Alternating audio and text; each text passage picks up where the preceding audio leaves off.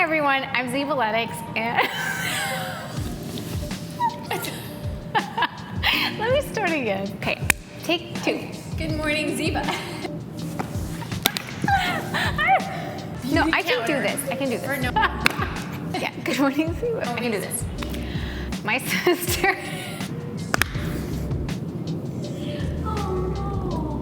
Hi guys, I'm Ziva Lennox, and this is a Power Mama series, and I'm so excited to interview my sister today because she's my business partner. We grew up dancing, but we're also really different, so I'm excited to ask her some questions just to know myself as well as to share with you.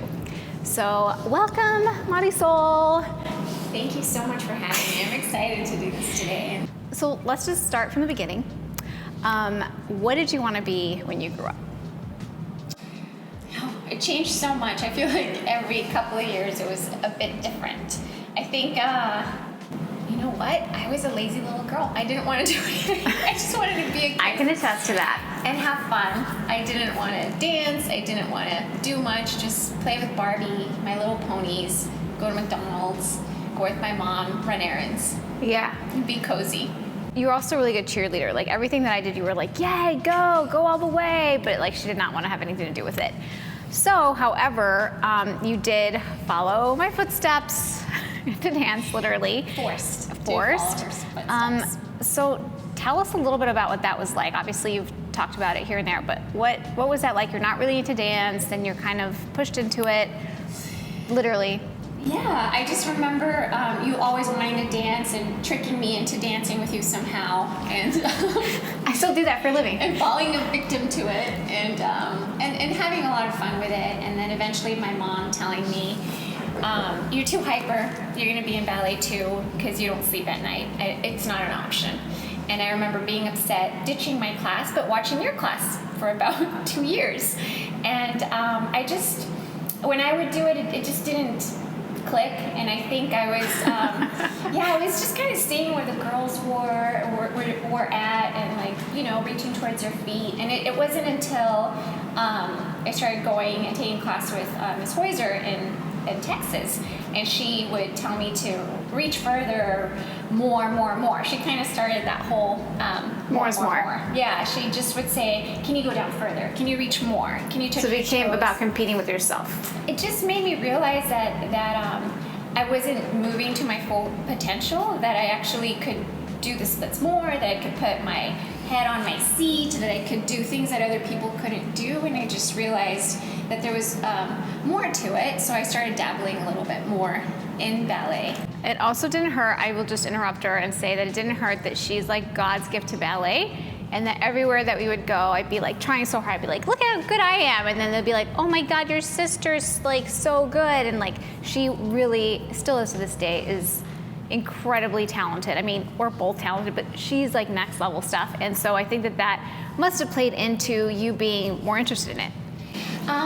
Well, first of all, she's extremely talented. We're talented in very different ways. If we could just merge us, right? We'd be really good. Yeah, it definitely helped, and I think I felt a little bored after that, but then I had other teachers. I had Alan Howard, who also taught me what more meant in a different way. So he introduced me to very strict technique, very hard technique, and just made me more of a technician. I just realized how far behind I was at 9. I was like, oh my God, I've wasted 9 years of my life. This is actually harder than I even thought. And so I just started getting more addicted to it and just trying to be more perfect with it.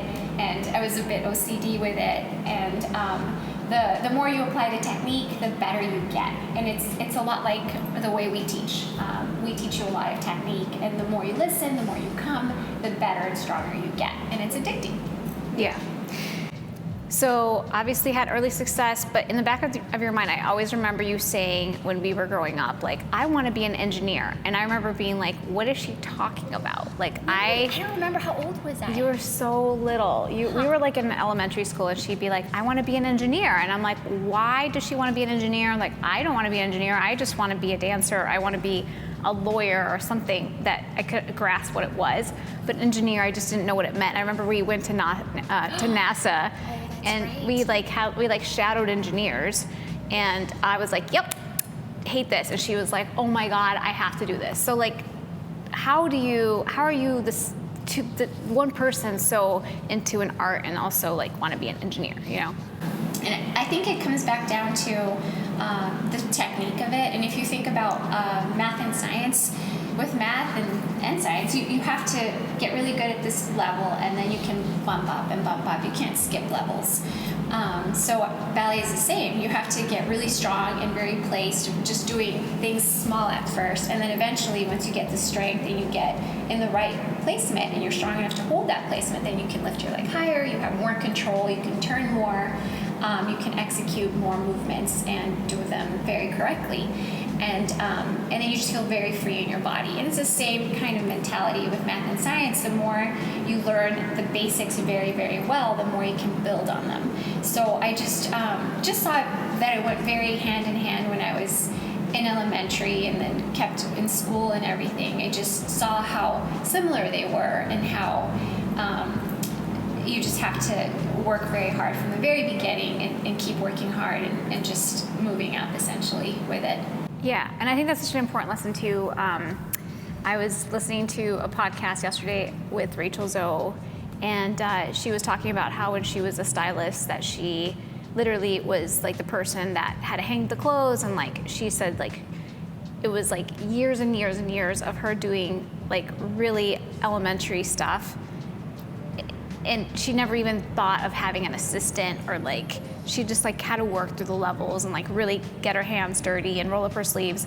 And she's like, and nowadays like my company, people come to me after 6 months and they want a promotion or they want an assistant, and she's like, you still need to maybe not cry, maybe not tears, but you still need to do the blood and sweat. Roll up your sleeves. Yeah, and so it sounds like you really were attracted to that blood, sweat of engineering and dance. Yeah, and I think it was just biology was always very interesting to me in science. And I just remember my dad saying, he knew I wanted to dance still, so he said, you want to do something that will take 4 to 5 years and then you can work right away. If you just study science or just math, you won't be able to just get a job as quickly as you could if you did engineering, because that's applied science. So that meant nothing to me. I'm like, sure, applied math and science. But you actually apply what you know and you build stuff. So I kind of didn't know what I was talking about. It just seemed like whatever it was something that was attractive, just because it made sense to me with my ballet background to keep pursuing that and just really focus in school and really focus in ballet. And it's always been kind of, I feel like I'm always juggling the two, and I've had to take breaks on one or breaks on the other to execute and finish one or the other. So it's just been a balancing act. Yeah, now adding a kid, now adding a perfect little baby boy. How has motherhood changed you? I really have loved just I feel like I was born, and I, like when he was born, I was also born and I became a mother. And the role is very different. It's like nothing I could have ever imagined. The intense love and cravings I get for this little human being are so intense, and it just made me prioritize what really matters in life. So it just makes me realize that family and friendships and the time you spend with your loved ones is the biggest priority. And it made me want to stop putting energy into things that weren't that. So it really, I remember you telling me when you had kids, you're like, you really streamed down. Like, you're like, wow, I was really wasting so much time. Who even knew? Yeah, like I want my time back. Like, what did I do with all that time? Yeah, and it just really makes you like, trim it up, get it done, and because you really don't have that time anymore. Yeah. And you're so busy, and you, me personally, I want to be with my baby, my toddler now, as much as possible. Right. And so for someone I know you always wanted to have kids. I did not. Whatever. I was on the fence. For someone who's on the fence, I didn't want to. Of course, now I want like 10 more. For someone who's on the fence, like doesn't know, who's really focused on their career, or maybe an artist, like things that you are, like what would you say to them if they're on the fence about having a kid, a baby? Think like Nike, just do it. Just get it done with. It's if you've never done it, you've never done it, whatever, you haven't experienced that, you don't know what you're missing, totally fine. Live your life, be happy. If you're thinking about it, just do it. Don't spend any more time thinking about it, and you'll be so in love. You won't even know that you have that capacity to love somebody that much until they're born and you see them. It wakes up different parts of you, different parts of your heart and your brain, and it's just the most wonderful feeling I have ever experienced. Is probably to be in love with my baby and be a mom. So how do you like that intensity, intense mothering, intense business, intense consulting that you do? Like, how do you relax? How do you like? What do you do? I know you don't call me. I'm just kidding. She doesn't call me, guys. So what do you do when you relax? I go on Instagram. I think I stress her out. No, I actually, honestly, like, I think the most relaxing thing is if he's sleepy, just to have him on my chest, because I can still have him on my chest, and just close my eyes and rest. The other thing I do is if I can't sleep and I just want to relax, I honestly look at your Instagram. I'm like, because I missed my sister, so I missed you, so I go on Instagram, I look at her stories, and I'm like, oh, yay, and I feel like I'm there, and then I can ask questions, steal her clothes, just kind of map out what outfit I'm going to go steal from you. But I really do love Instagram. I think it's like an escape for you. Yeah, it's very nice. But right now, that's where I'm at. I think. Wow, so it's very basic. It's not like going out and getting a massage. It's not like going out to dinner. It's just like going on Instagram.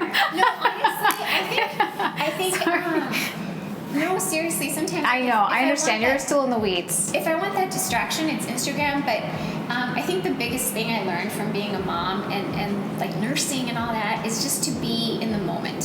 So that's something that I didn't realize I wasn't comfortable with. I would just make myself so busy. If I had free time, I'd go find something to do, find work to do, go online, see what emails I hadn't answered, go to a studio, take a class. So I was always making myself so busy.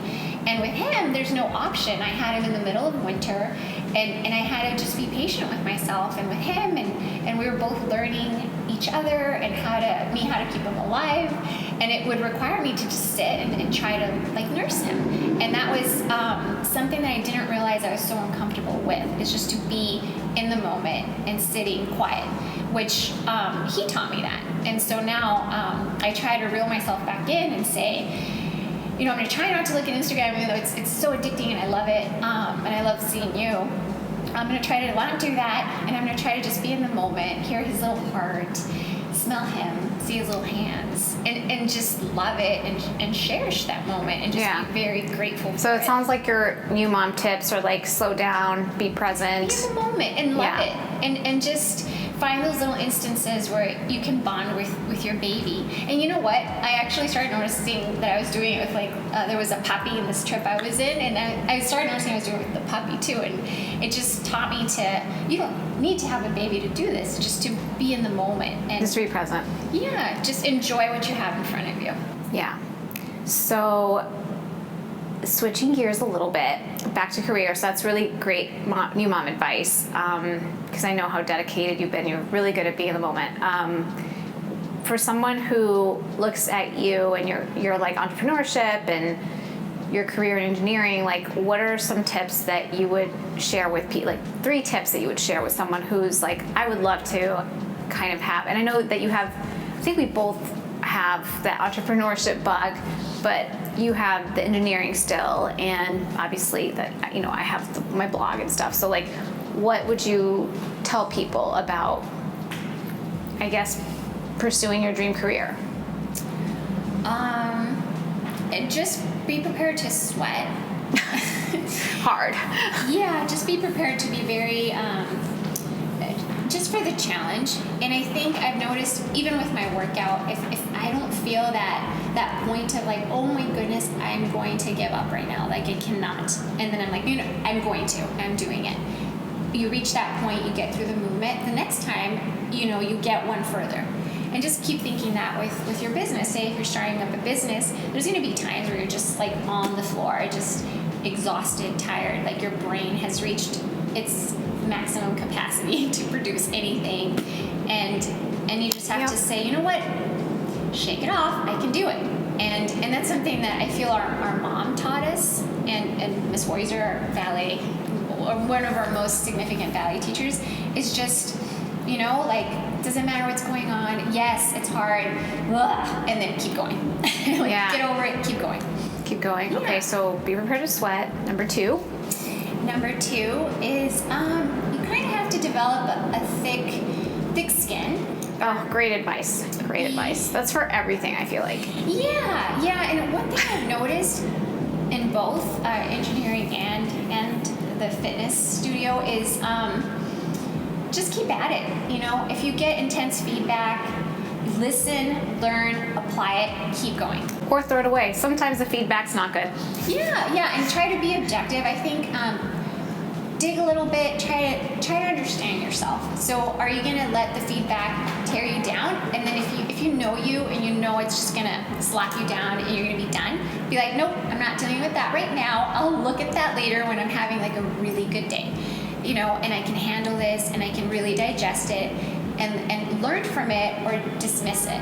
Yeah. But if you're very emotional, sometimes I'm super emotional, I have to just put it away, I'm not ready.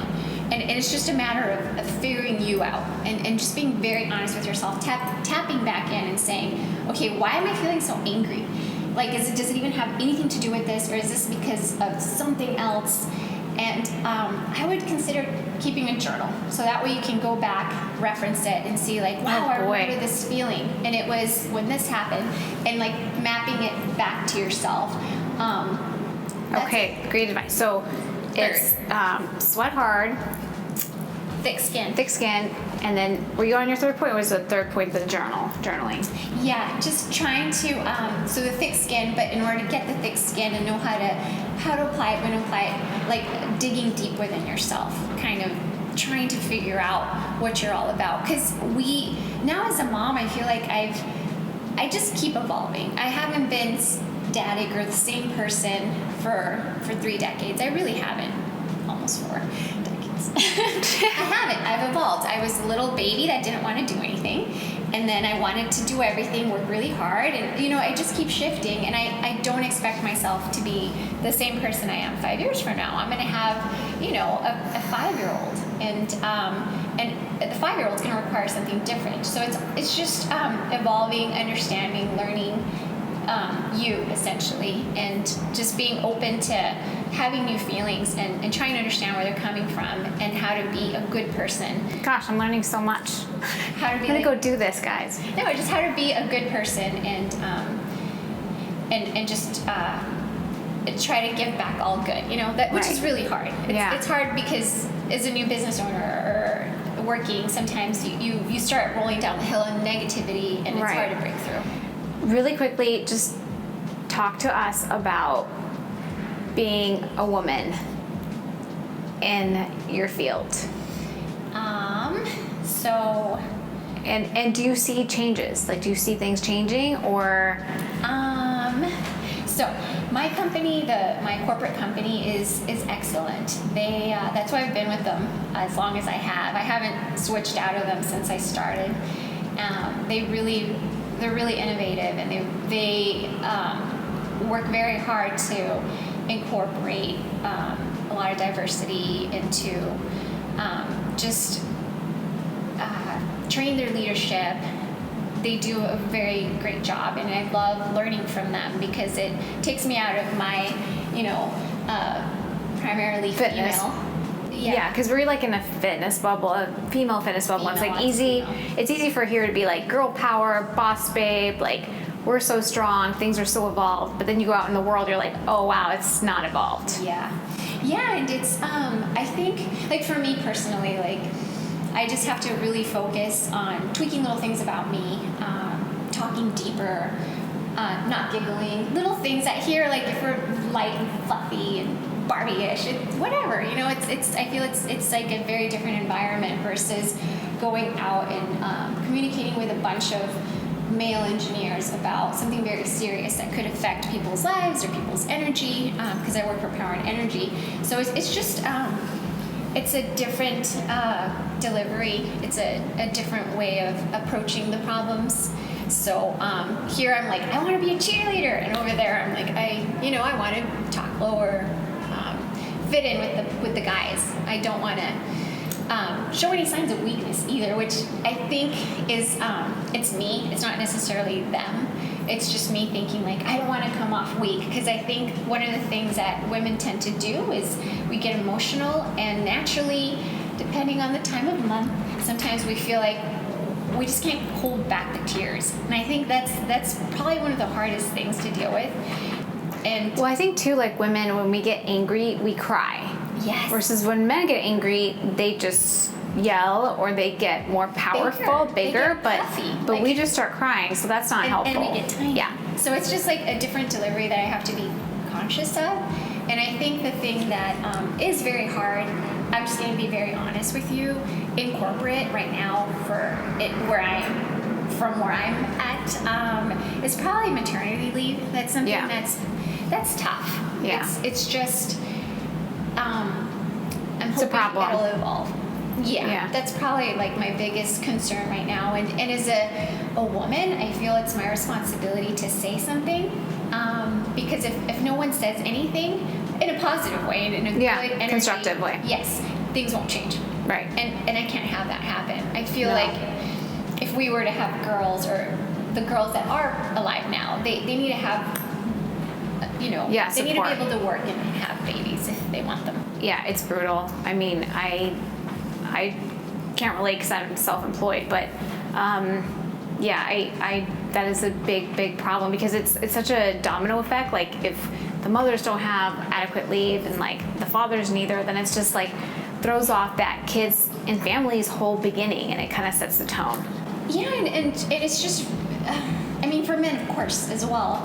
For women, we just put ourselves through so much having a baby. Yeah. And, our bodies have been on autopilot creating this human being, and then we give everything to give them life. And then we're not done. We're not done at all. Nope. We're like on our, fourth trimester and Sure. fifth and sixth, and your body's still giving so much. Yes, I feel tired just talking about that. And it's not only is it physical, it's also very, very emotional. Yeah. And I love how nowadays you get anxiety tests, and you also get depression tests. So you could either like not pass your postpartum for depression or anxiety, and then there's resources now to help you with both, which is huge, because I feel like the mental, emotional aspect of it hadn't been addressed enough. And Okay. I think now the push will be for both of those to be acknowledged on your leave, not just your physical. Okay. So that's something that I think is very important, and I would love to somehow help to push that forward. Well, I'm sure you will.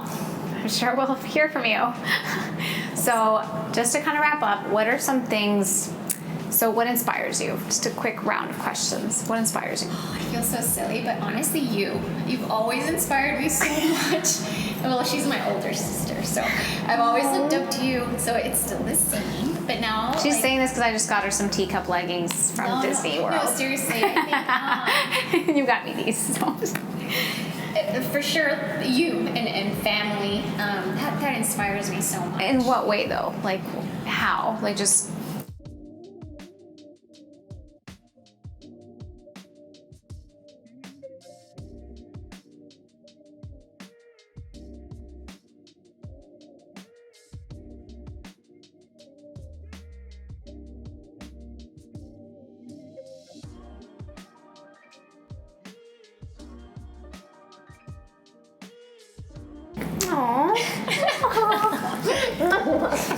Okay, just some light questions here. We're like crying.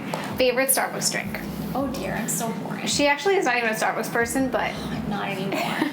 Americano. We'll stick to that. Americano. Yeah, sometimes Okay. I like it black. Sometimes with some oat milk. Have you tried oat milk? I haven't. delicious. No. Favorite workout equipment? Ankle weights. I thought you were gonna say the ball. Oh, the ball? Oh my god. it's She's like the shifted. ball I queen. know, I do love the ball, but ankle weights, man. Jeez, my core has gotten strong quickly after. Okay, favorite TV show right now? Oh no. I don't watch No, she doesn't watch TV. The Bachelor. I watched The Bachelor. You do? I did. Oh my no, god. I watched Which one? That one show. So it's my favorite because I watched one. Okay, dream destination. Oh dear. Vacation.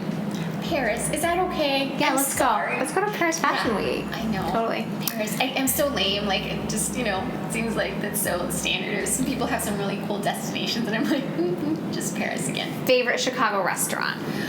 Oh my gosh, too many. Oh dear. Can you like say which type of food? I thought you were gonna say you're a bouchon. Oh, Le Bouchon? Yeah. Is that what it's called? And then Las Palmas. That's Palmas. Always. I'm just answering. I'm like, these are questions. Let me tell you what you think. Stan's Donuts. Does that count? Yeah. Well, thank you so much for being on here, and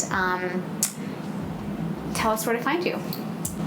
On Marisol _Mozzie Dance Fitness. That's a long one. Or just go to Mozzie Dance Fitness. No, Marisol _ Mozzie Dance Fitness. She's got really amazing pictures, and obviously Mozzie Dance Fitness. Yay. Hope you work out with us.